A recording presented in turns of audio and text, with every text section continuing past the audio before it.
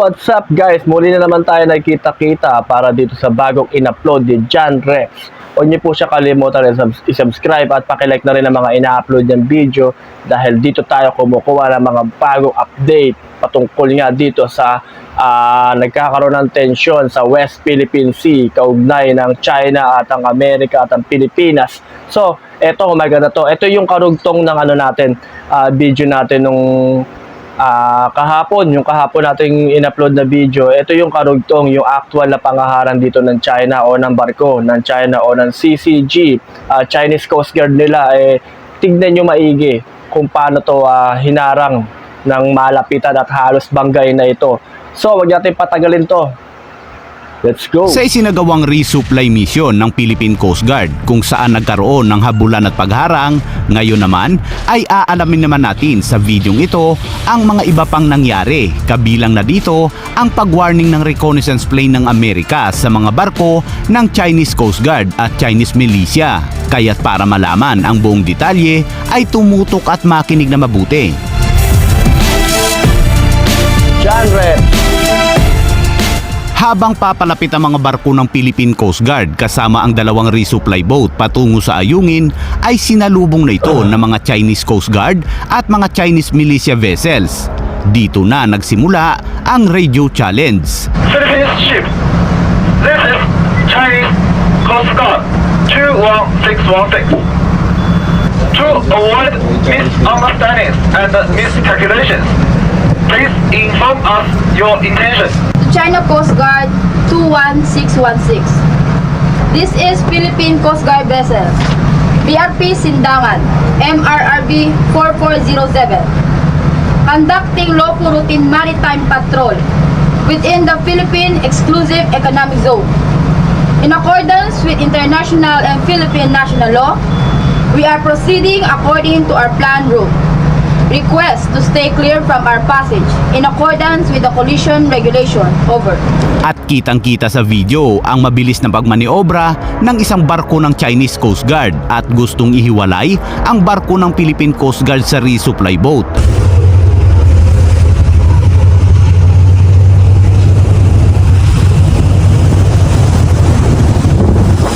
Kitang-kita din na muntik ng banggain ng Chinese Coast Guard ang isang barko ng Philippine Coast Guard.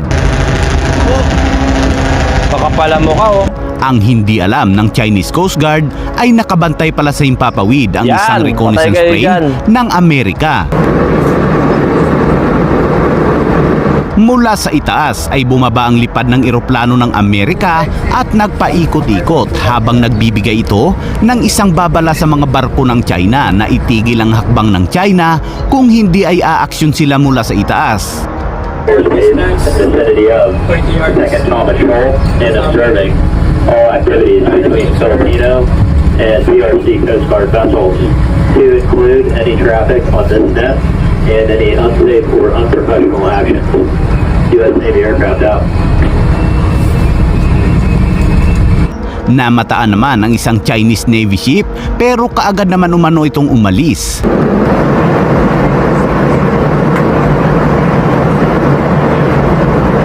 At maya-maya pa ay tuluyan nang naharang ng mga Chinese Coast Guard at mga Chinese militia vessels ang mga barko ng Philippine Coast Guard.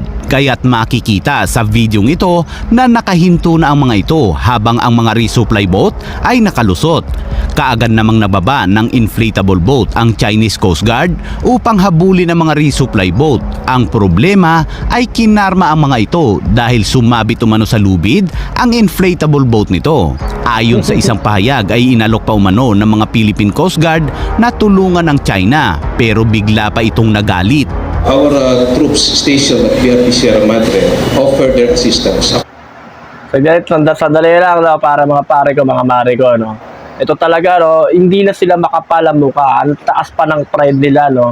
Sana kinain na lang sila ng pating dun para, di ba? Ang kapal ang mukha, no. Biruin mo, ako talagang nababati pa ako sa mga hayop na to. Yung mga gunggong na to, na di mo alam kung ano merong utak nito mga walangya o mga anak ng demonyo, yung mga Chinese na to. Biruin mo, wala naman silang karapatan. Kung ano ipadala natin doon o ano natin doon, i-supply natin doon. material man yan o pagkain man yan. At sa akin lang guys ano bang problema nila? Ano bang gusto nila? Alam mo kung sinasabi nila para sa pangangalaga lang, kaya nila kinukuha yung isang isla na yon. Hindi ako naniniwala ron. Dahil ubod ng sinungaling ang China. Wala tayo mapapala sa mga hayop na yan. Pakinggan natin. Two boats, rubber boats. They proceeded to the area to help the RHIP of China.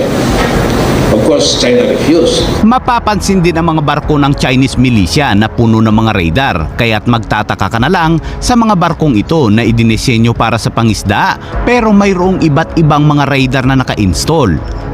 Samantala, sa inilabas na statement ng China ay wala daw permiso sa kanila ang Pilipinas na papasok ang mga barko nito sa kanilang AEC.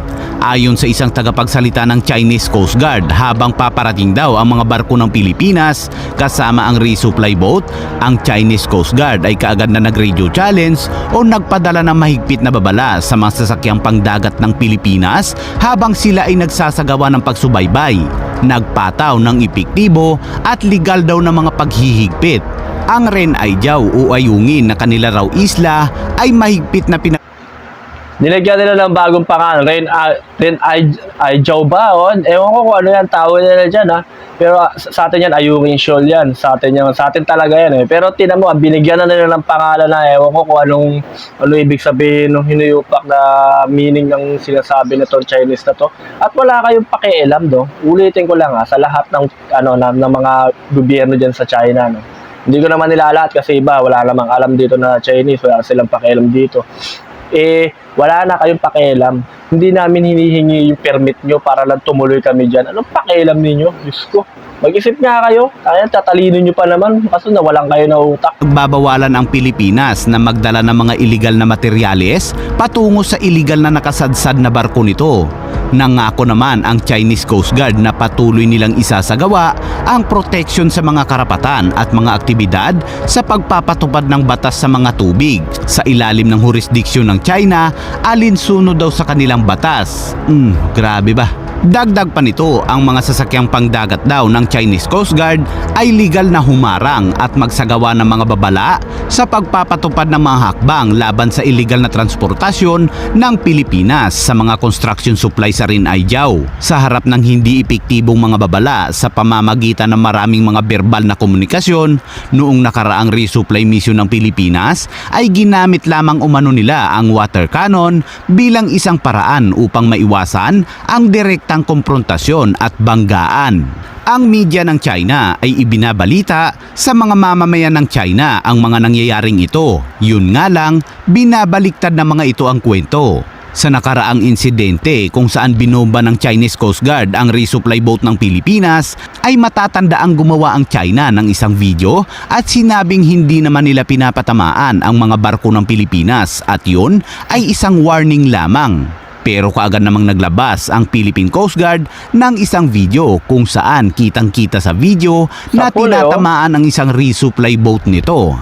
At bilang isang mamamayang Pilipino, ano ang reaksyon mo? I-komento lamang po sa ibaba at huwag kalimutang pindutin ang like at mag-subscribe. Maraming salamat!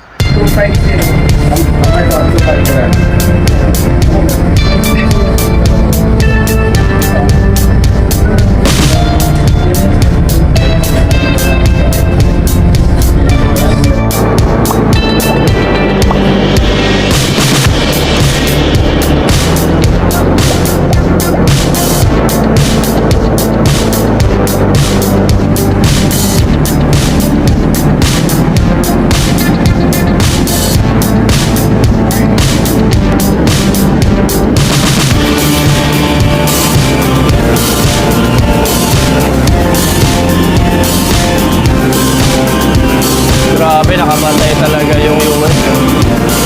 Airspace in the vicinity of Second Thomas Shoal and observing all activities between Filipino and PRC Coast Guard vessels to include any traffic on this net and any unsafe or unprofessional actions. U.S. Navy aircraft out.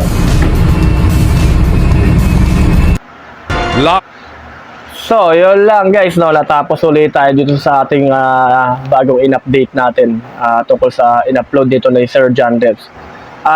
Ito masasabi ko lang dito guys. Una sa lahat, wala tayong dapat na hihingi ng permit dito sa mga Chinese na to dahil hindi naman kanila yun. Pinipilit nila talaga na or kinakamkam na nila o pakiramdam nila sa kanila na yung isla na yun. Pagmamay-ari na nila. Ganyan kakapal ang mukha ng ng mga Chino o ng gobyerno nila. Ito sasabihin ko lang ngayon Ngayon mo sabihin, Herman Chu, na hindi tayo o na hindi kami pala, hindi ka pala Pinoy, na hindi kami niraras nito mga kalahi mo. Palibasa kasi mga utak aso kayo. Mga wala kayo iniisip, puro kapangyarihan lang. Puro pagpapalakasan ng bansa nyo. Wala naman kayo ambag dito sa Pilipinas. Anong ambag nyo rito? Sabihin nyo nga, ano ambag nyo? Gawing tau-tauhan ng mga Pilipino rito. Mga ulul. Hindi kayo para sa mga Pinoy, tandaan nyo yan.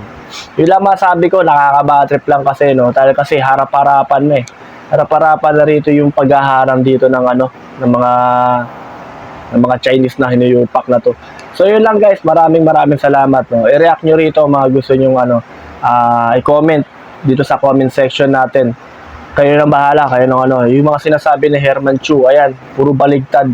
Tama yung mga sinabi ko nung unong natin, nung last video natin, gagawa sila ng video, tapos palalabasin nila sa media nila o sa bansa nila na sila hinaharas at hindi naman pang-protection lang daw yung ginagawa nila. Kaya agad-agad naglabas ang Pilipinas, ang gobyerno natin ng video na actual na talagang tinamaan yung isang barko, napakaliit natin barko, no.